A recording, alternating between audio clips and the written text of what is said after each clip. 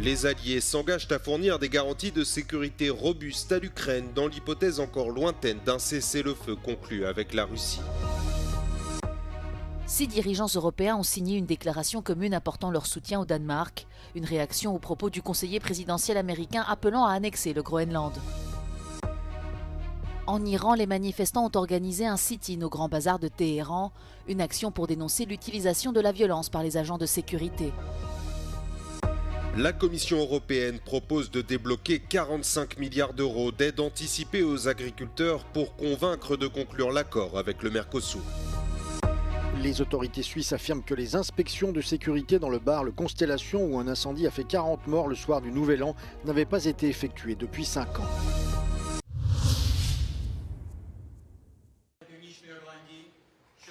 Réunis à Paris ce mardi, les alliés de l'Ukraine se sont engagés à fournir des garanties de sécurité robustes à Kiev, dans l'hypothèse encore lointaine d'un cessez-le-feu conclu avec la Russie.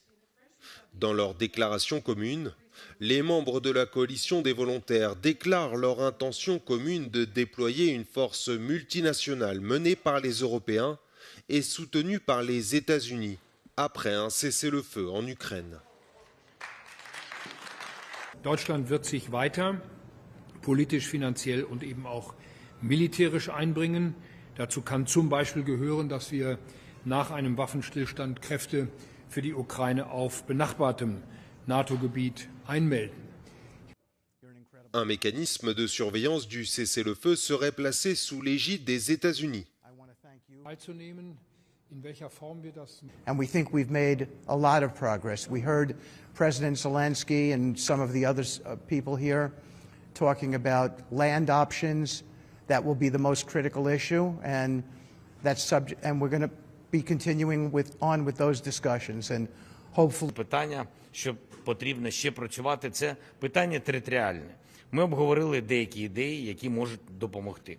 Якщо команди не зможуть вирішити деякі питання, можна виносити це питання на рівень лідерів. Emmanuel Macron a indiqué au micro de France 2 que des milliers de soldats français pourraient être déployés au sein de ce que le président a qualifié de force de réassurance.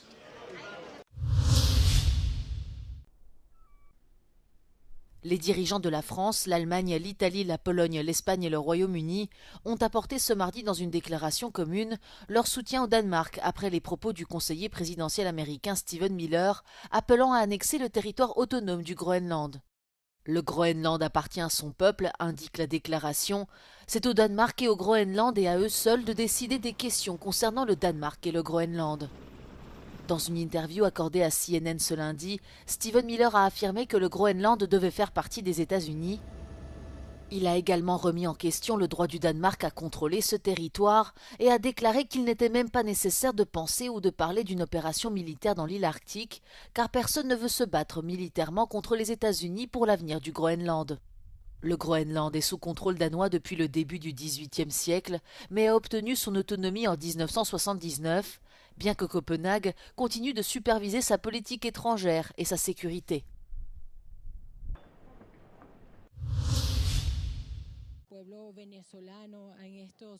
Le Venezuela va observer 7 jours de deuil national en hommage aux victimes de l'opération américaine à Caracas. Le 3 janvier, dans la nuit, les États-Unis ont mené une vaste opération pour capturer le président Nicolás Maduro. Au moins 55 personnes ont été tuées, dont 23 militaires vénézuéliens et 32 cubains. Aquí no hay guerra, porque nosotros no estamos en guerra. Nosotros somos un pueblo y un país de paz que fuimos agredidos y fuimos atacados. Así que seguiremos por este camino.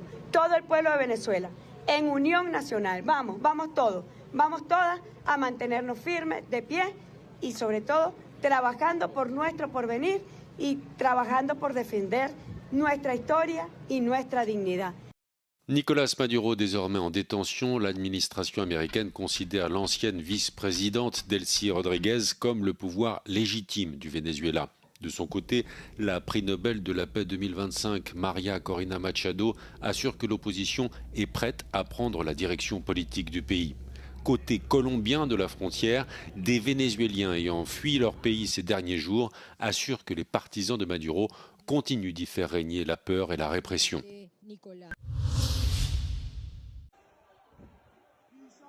Des centaines de personnes ont organisé un sit-in au Grand Bazar de Téhéran ce mardi pour dénoncer l'utilisation de la violence par les agents de sécurité pour disperser les manifestations. Selon les organisateurs, au moins 36 personnes ont été tuées lors de rassemblements qui ont eu lieu dans plusieurs grandes villes depuis le 28 décembre. Le sit-in a été interrompu à plusieurs reprises, mais d'autres actions de contestation sont d'ores et déjà prévues dans les prochains jours. Ces manifestations ont commencé en raison de l'inflation de plus de 40% qui a contribué à une hausse rapide des prix des denrées alimentaires, estimée à environ 72%. La monnaie du pays, le rial, a également chuté à un niveau record, s'échangeant à 1,46 million par rapport au dollar américain. Le président américain Donald Trump a menacé ces derniers jours d'intervenir militairement en Iran si des manifestants étaient tués, tandis que le premier ministre israélien Benjamin Netanyahou leur a apporté son soutien. Des déclarations que la diplomatie iranienne considère comme une incitation à la violence qui cherche à saper l'unité nationale.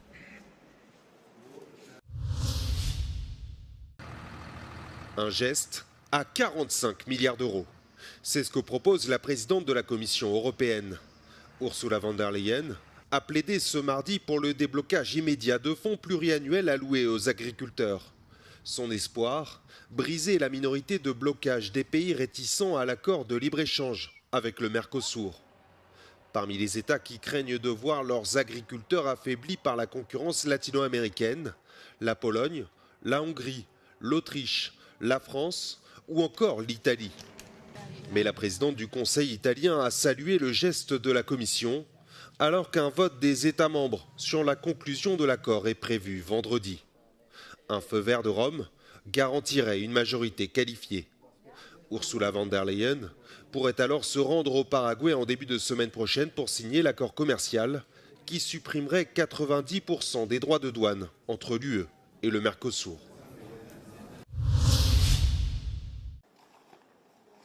Les inspections de sécurité incendie n'avaient pas été effectuées depuis 5 ans au bar Le Constellation, où le feu a tué 40 personnes et fait plus de 116 blessés lors de la fête de la Saint-Sylvestre dans la ville de Crans-Montana.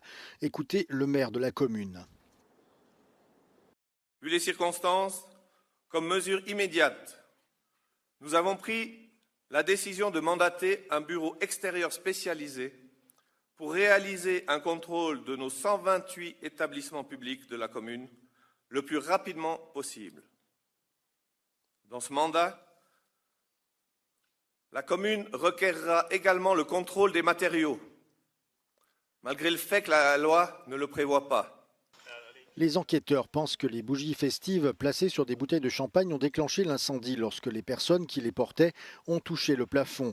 Une vidéo qui a depuis refait surface d'un réveillon du Nouvel An en 2019 dans ce même bar montre que les dangers posés par la mousse insonorisante au plafond étaient peut-être connus depuis longtemps.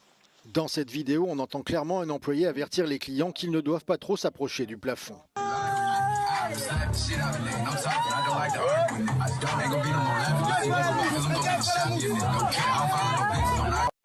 Le maire Nicolas Ferraud a déclaré lors d'une conférence de presse mardi que la dernière inspection avait eu lieu en 2019 et n'a pas pu expliquer immédiatement pourquoi elle n'avait pas été effectuée depuis. Les autorités cherchent à savoir si le matériau d'insonorisation du plafond était conforme à la réglementation et si les bougies étaient autorisées à être utilisées dans ce bar.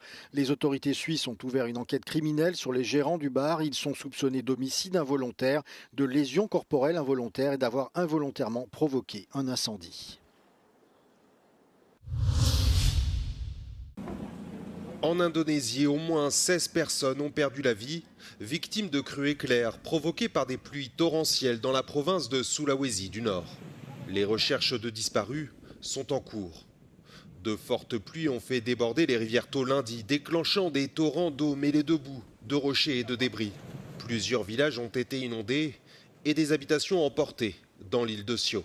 Près de 700 habitants ont été évacués vers des abris temporaires et une période d'urgence de 14 jours a été déclarée pour accélérer l'aide d'urgence.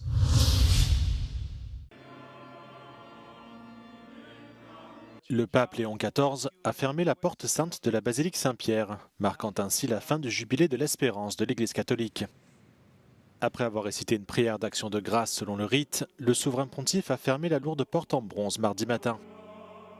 Le président italien Sergio Mattarella et le maire de Rome Roberto Gualtieri étaient présents à la cérémonie. tandis que de nombreux fidèles se sont rassemblés sur la place Saint-Pierre malgré la pluie. Cette cérémonie a clôturé le jubilé de l'Espérance, dit des deux papes, car il avait été inauguré par François en décembre 2024. C'est la première fois depuis 1700 qu'une année jubilaire est traversée par deux souverains pontifes. Le réalisateur hongrois Béla Tarr vient de disparaître, il avait 70 ans. Il a inspiré d'innombrables créateurs par son travail. Maître du plan séquence, il a tout au long de ses 10 films transformé le temps, le silence et la lenteur en une expérience cinématographique radicale. Béla Tarr a commencé sa carrière dans l'atelier de cinéma expérimental de Béla Balázs, où il a réalisé son premier film, Le Nid familial, en 1979. Mais c'est son 6e film, Damnation, qui lui vaut l'attention internationale, le prix du cinéma européen et le début de sa collaboration avec l'écrivain Laszlo Krasznahorkai, qui a reçu le prix Nobel de littérature l'année dernière. Sa véritable percée a lieu en 1994 avec Le Tango de Satan, un film fleuve de 7h30 qui est salué comme un chef-d'œuvre sans compromis par le monde du cinéma international. Tarr est alors comparé à Andrei Tarkovsky et Michelangelo Antonioni. Ces films suivants ont également fait l'objet d'une grande attention et ont été unanimement salués. En 2011, il déclare son œuvre close avec Le Cheval de Turin, une coproduction internationale. Par la suite, il a enseigné et produit de jeunes talents. L'une de ses dernières apparitions publiques a été l'ouverture de la Semaine des Fiertés en avril dernier à Budapest.